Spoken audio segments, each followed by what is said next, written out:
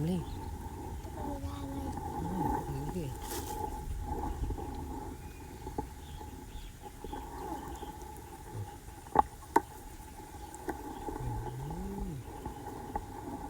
seru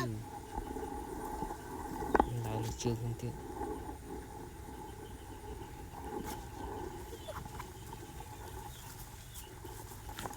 map chắp map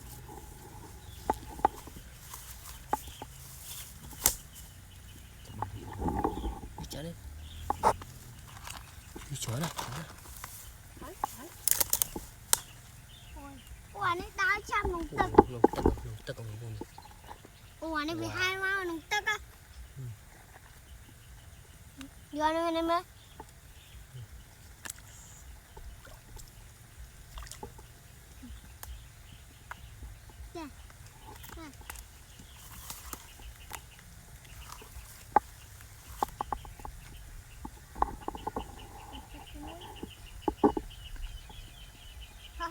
chập bàn rồi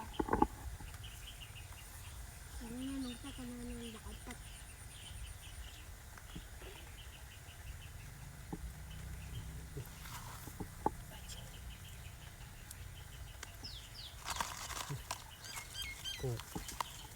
wow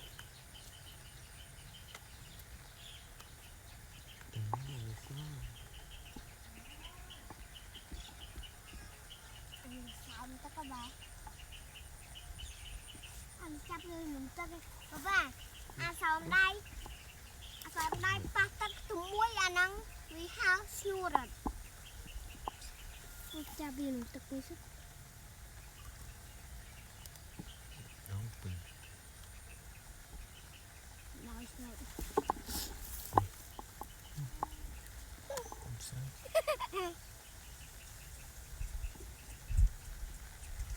để cho mình đón pi đây bám đón vậy còn bạch á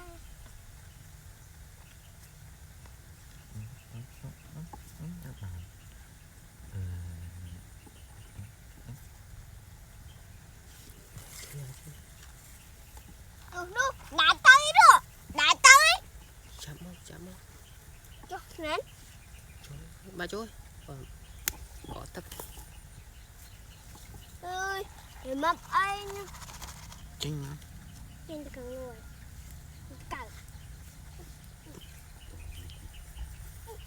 đi mà này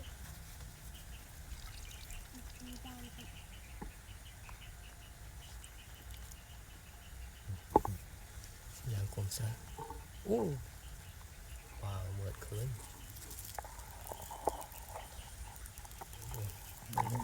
mượt khơi tầm khơi